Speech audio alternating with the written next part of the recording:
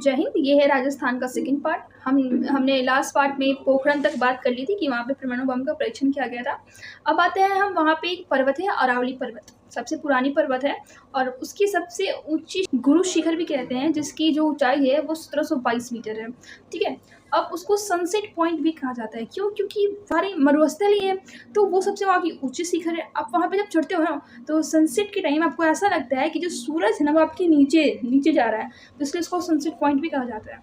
अब आगे बढ़ते हैं। अब वहाँ पे एक जिला है अजमेर, इसके बारे में आपको पता है, बहुत फेमस है। वहाँ पे ख्वाजा मोइनुद्दीन चिश्ती जो है उनका दरगाह लगता है और वहाँ पे मिलिट्री स्कूल भी है।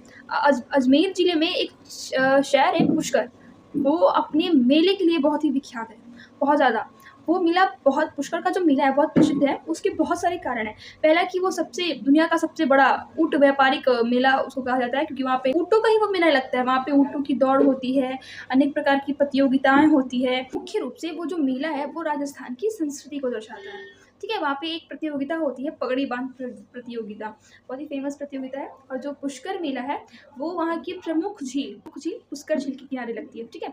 पुष्कर में एक मात्र ब्रह्मा जी का मंदिर है, जो कहा जाता है कि श्रापित है। वहाँ से जाने के बाद लोगों को नहाना पड़ता है, शायद कुछ ऐसी मान्यताएं हैं वहाँ पे।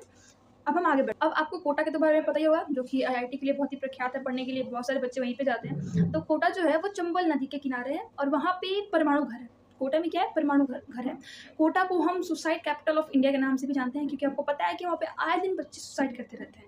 अब पढ़ाई का प्रेशर इतना ज़्यादा है, वो जो पढ़ता है उसी को एक्चुअल में पता है। अब हम आगे बढ़ते हैं। जो चंबल है, चंबल नदी के किनारे हैं, हमको पता है कोटा। चंबल की रानी फूलन देवी को कहा जाता है, बहुत ही बहादुर महिला थी, सैल्यूट है उसे। वहाँ पे एक जगह है मकराना, संगमरमर के लिए प्रसिद्ध है। पहली जो संगमरमर की इमारत है वो ताजमहल बनी थी, जिसका जो संगमरमर था वही मकराना से लिया गया था। अब आगे बढ़ते हैं। वहाँ पे एक प्रमुख झील है, सांभर झील, भारत का सबसे खरा झील है और राजस्थान में जो नमक बनाया जाता है वो इसी सांभर झील से ही बनाया जाता है।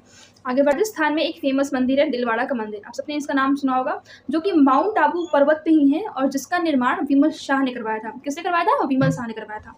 आगे बढ़ते हैं। अब आपको पता है कर्क रेखा जो है वो भारत से होकर गुजरती है और उस कर्क रेखा जिन राज्यों से होकर गुजरती है उसमें से एक राज्य राजस्थान भी है।